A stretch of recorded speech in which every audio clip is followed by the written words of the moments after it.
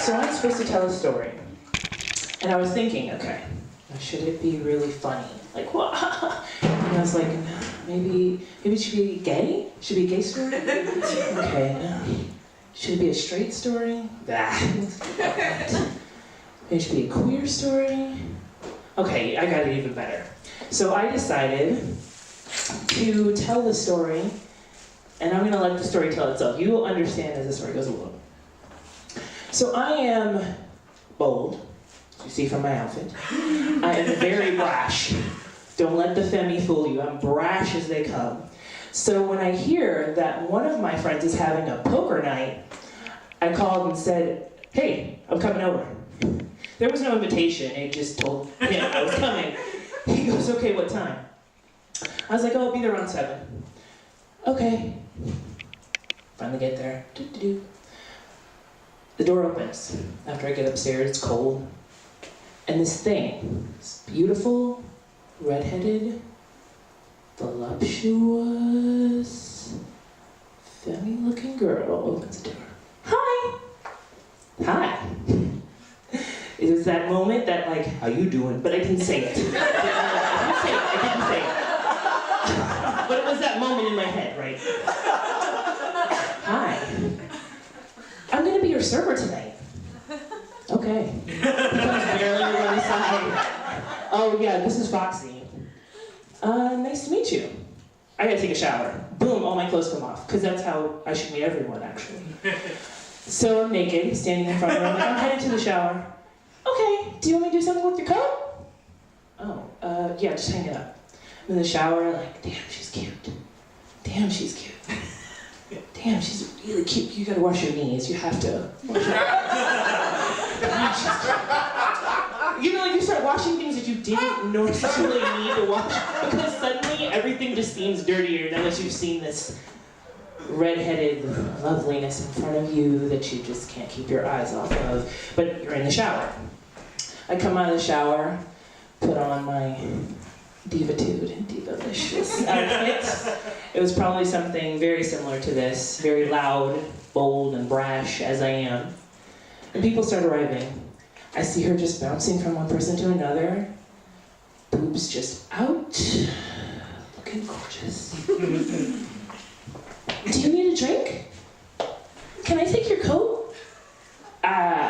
Let me tell you something else about myself. I'm a creeper. Don't think for 1 second, oh, she's so pretty. She's so lovely. No, I'm a creeper. I am a straight up, in-your-face creeper. I'm that person that you don't want your kids around. I'm that person that you don't want your girls around or your guys. I'm right here. I'm her, okay? Just in case you're unaware, I'm a creeper. So I'm watching her all night in my creepy, creepy little way. Now, I remember that I said it is a poker night. I'm sure that poker nights involve tables and cards. That's not how we do poker night. That's not how poker night happened. Poker night involved a bunch of sexy people taking off their clothes and being kinky and sexy and smacking and lips and whew, it was a great poker night. I hope all poker nights are like that, but I know they're not. So poker night starts, everybody's there, she's been bouncing around. Do you need something to eat? Do you need to take a coat? Do you need another drink? I'm just trying not to get lost in her cleavage. That was my biggest goal. So then, I go ahead and I'm sitting, and of course the fun started. There's spanking over here, there's sex over there.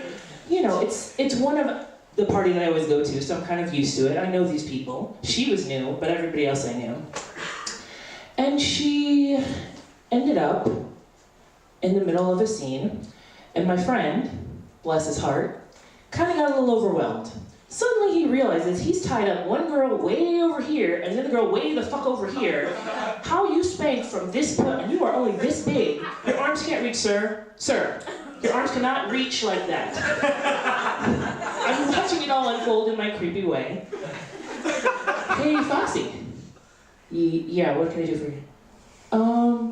Can you give me a hand? Like, completely lost track. He's like, can you give me a hand? Yeah, what do you need?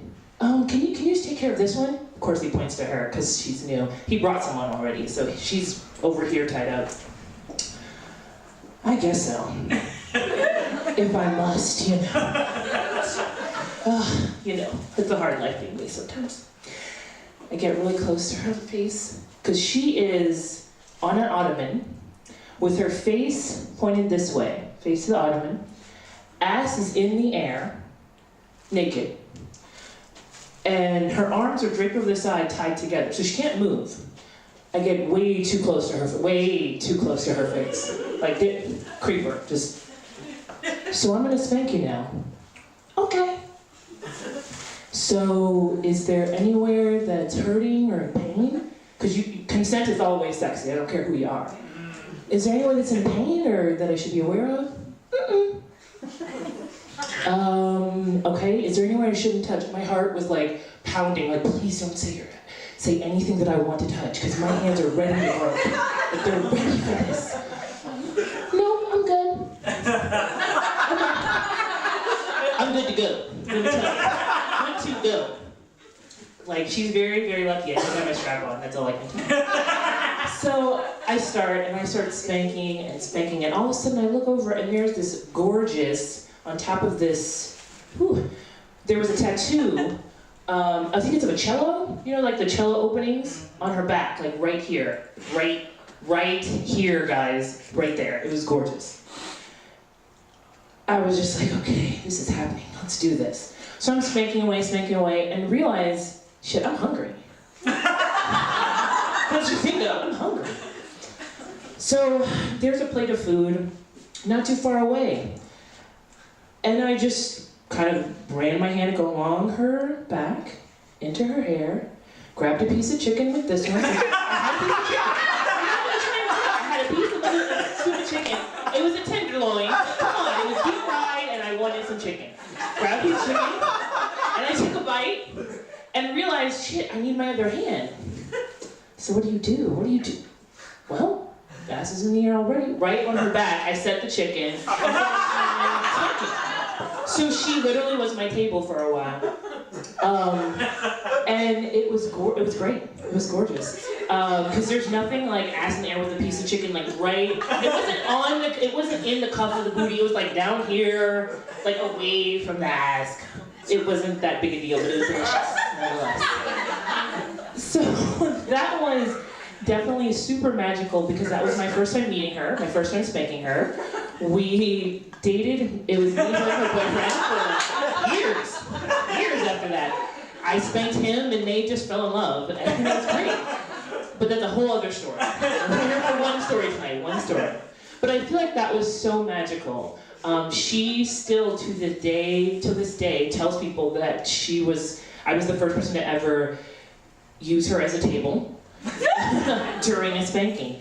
And I love that me just being myself, her feeling comfortable, made that all happen. There was consent between us. There was definitely a very good energy between us. And the hedonist in me was just happy that this all went down so well.